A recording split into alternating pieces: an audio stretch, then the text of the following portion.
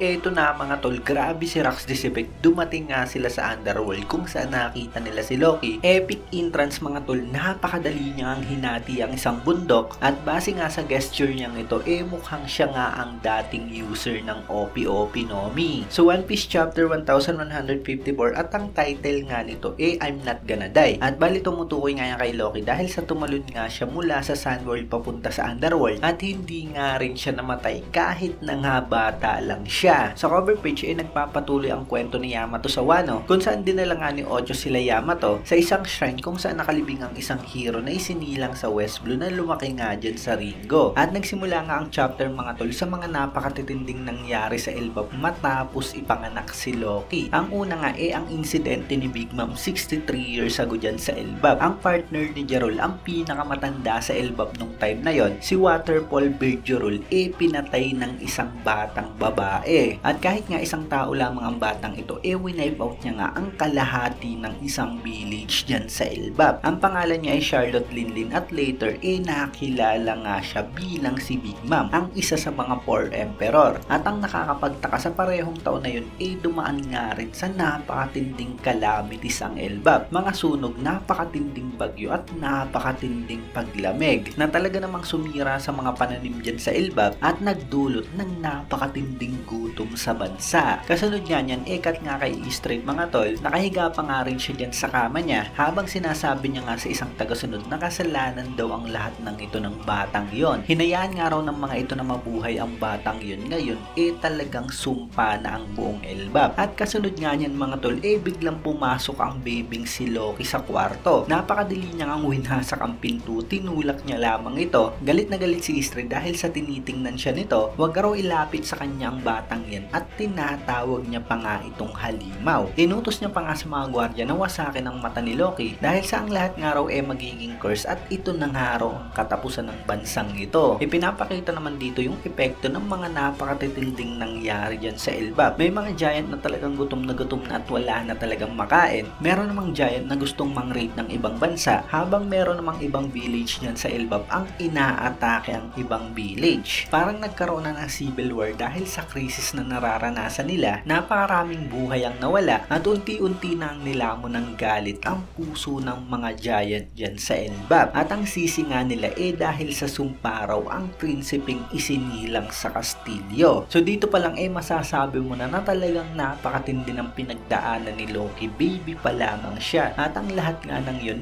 kasalanan ng nanay niyang si Istri dahil sa hindi siya tanggap nito. Siguradong nagkataon lamang yung mga masasamang nangyari dyan sa Elbap pero yung mga tao talagang siya na nga ang sinisisi. Anyway, kasunod nga niyan, habang nasa bahay nila etong si Ida at Harudin, may bigla na nga lang na pumasok dyan na isang giant at sinabi nga nito kay Harudin na wawasakin raw ng kapatid nito ng sumpa ang bansa nila. Magkapatid nga raw ang dalawa kaya kailangan daw isakripisyo yang si Harudin. At syempre talagang nagalit nga dyan at hindi pumapayag si Ida pero agad nga siyang sinakal dyan ng giant at babanatan na nga siya nito. Habang sinasabi nga na tumahimik raw yang si Ida, foreigner nga lang daw ito na tinukso si Harald. Sagot nga dyan ni Istrid wala naman daw borders ang pagmamahal at galit na nga rin dyan si Harudin mga tol dahil sa ginawa sa nanay niya. Pero kasunod nga niyan mga tol, biglang dating nga si King Harald at binanatan nga ng matinding suntok ang giant. At mula nga dyan mga tol, nalaman natin na may dalang tulong si King Harald para sa Elbap. Galing nga ito sa mga bansang kaalyado nila at sinabi niya nga dyan na may mga barkong dumating na puno ng pagkain para sa kanila. Kahit nga raw malilit ang mga tao, nangalap ng pagkain ng mga ito para hindi magutom silang mga giant. Tanggapin nga raw nila ito ng merong pasasalamat at kung sakaling malagay naman sa peligro ang mga bansang kaalyado nila, darating nga sila at tutulong gamit ang lahat ng lakas nila. At nakatira nga lang daw sila sa maliit na mundong ito. At makikita nga natin dyan mga tol na talagang dumating nga ang ilang mga barko. Punong-puno nga talaga ng napakaraming pagkain ng mga ito.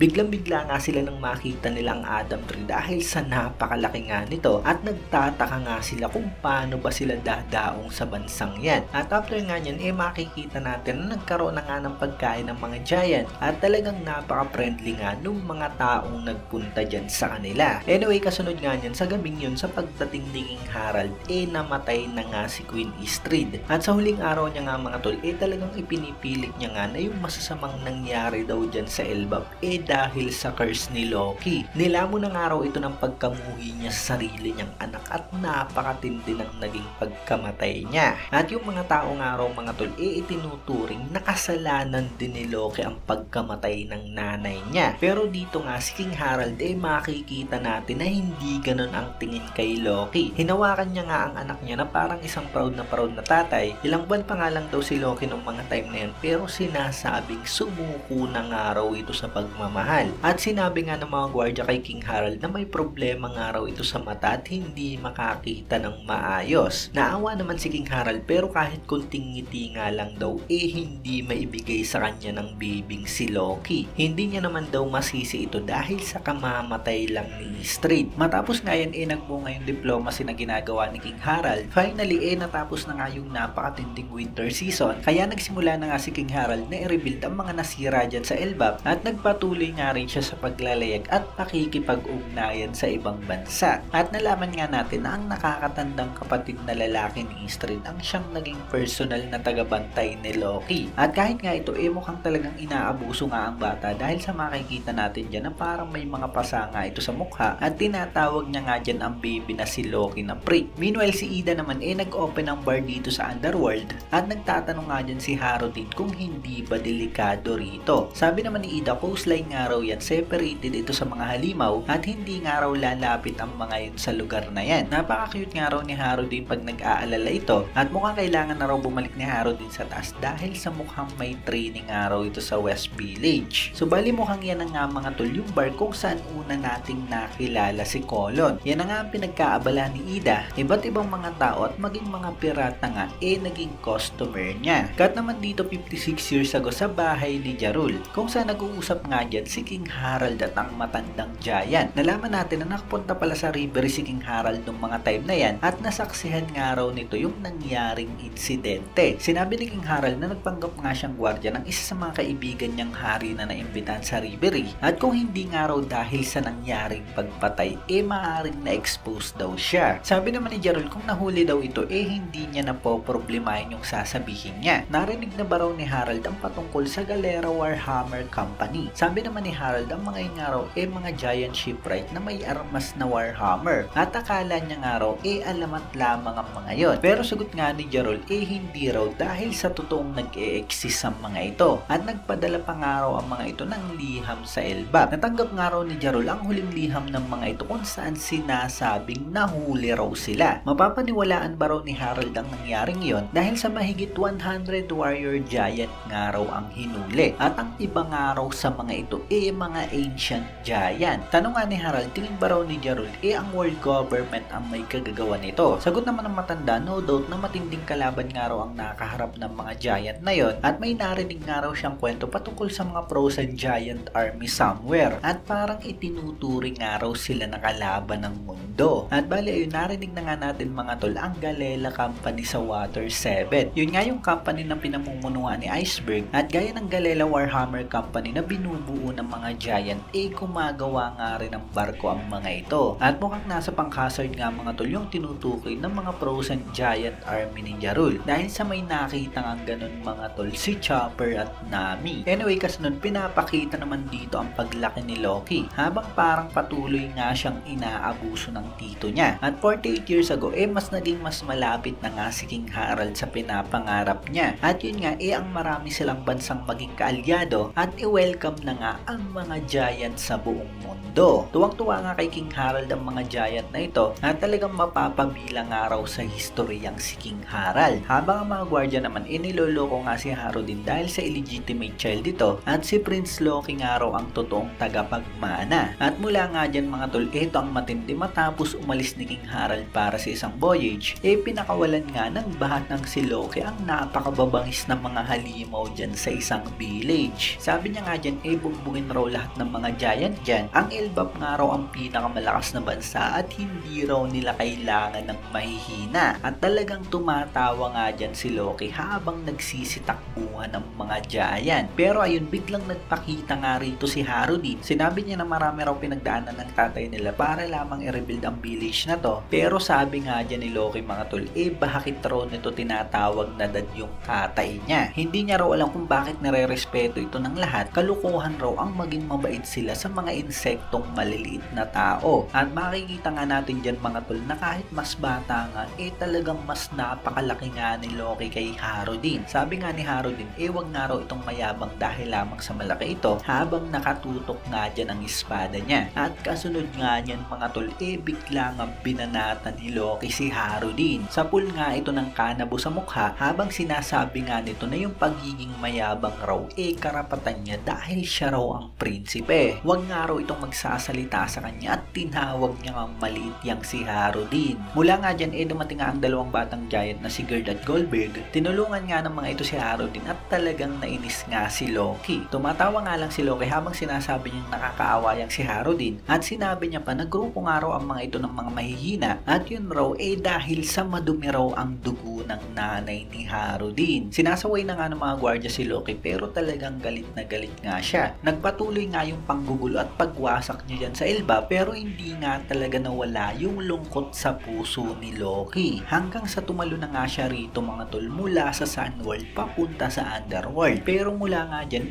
buhay pa nga rin siya. Umiiyak na nga lang dyan si Loki mga tol habang sinasabi niya na hindi nga raw siya mamatay. So sa tindi mga tol nung lungkot na dinanas ni Loki talagang mas pinili niya nga mag-suicide. Pero gaya kay Kaido mga tol hindi nga siya mamamatay sa pagtalon niya lamang mula sa napakataas. At ito na nga ang matindi mga tol habang umiiyak dyan sa Underworld si Loki. Bigla na nga lang na-slash ang isang bundok dyan sa Underworld. Meron ngang paparating at sinasabi na ano ba raw ang islang ito at nasan ba raw ang entrance. Galit na galit nga ang mga giant beast at dumating na nga talaga dyan sa may tabi ni Loki ang grupo ng mga piratang ito. At yan nga mga tol walang iba kundi ang Rax Pirates. Sabi nga ni Stussy mga tol, ayan meron daw silang nakitang isang batang giant. Kaya definitely elbap ng araw talaga ito. Tumatawa naman si Shiki habang sinasabi niya na may demonyo raw sa mukha ang batang yan. At sabi naman ni Whitebird alam niya nga raw na giant ang batang yan pero bakit parang napakalaki naman daw nito. At tinanong niya nga ang bata kung bakit ba ito umiiyak. At kasunod nga niyan mga tol ang pinakahihintay ng lahat ang revelation ni Rax Disibek. Ito na nga talaga siya mga tol, ipinakita na nga sa atin ang buong itsura niya. Sabi niya nga dyan sa batang si Loki dapat raw sumagot ito ng oo sa mga itatanong niya. Siya nga raw yung tipo na hindi tumatanggap ng hindi sa mga tanong niya.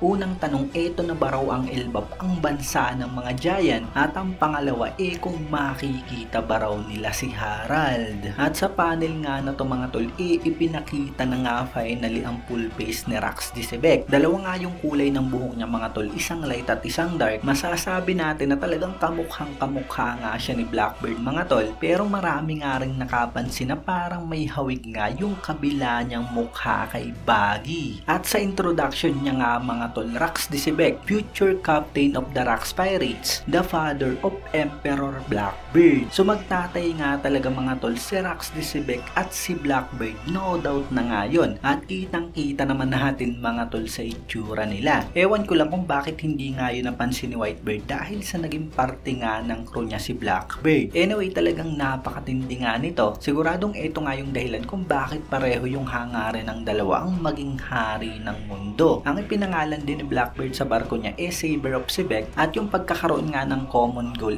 siguradong siya ang dahilan kung bakit nabuo rin ang Rax Pirates. Gaya nga sa Blackbird Pirates kung papaanong na-recruit ni Blackbird si Kusan. So hindi yun dahil sa pagkakaibigan mga tol gaya sa mga Straw Hat, kung hindi dahil sa meron nga silang pare-parehong gustong mangyari. Ang matindi pa nga dito mga tol itong ginawang hand sign ni Rax Disibek at yung ginawa niyang pag-isla siya isang bundok dyan sa Underworld. Marami nga nag-speculate mga tol na maaaring siya nga ang dating user ng OP-OP Nomi na ngayon nga mga tol na kay Trafalgar Law. Literal na OP nga ang Devil Fruit na yon at ngayon talagang mas malinaw sa atin kung bakit gustong gusto nga yung makuha ni Blackbird. Anyway nalaman nga rin natin dito na 8 years ago nakita nga ni King Harald yung si Rax Disibek sa Reverie. Mag-isa nga lang daw nitong pinatay ang isang Navy Admiral at naglaho na lamang ng wala man lang bakas. Dahil nga raw dun nagkaroon ng napakataas na bounty niyang si Rax Disibek at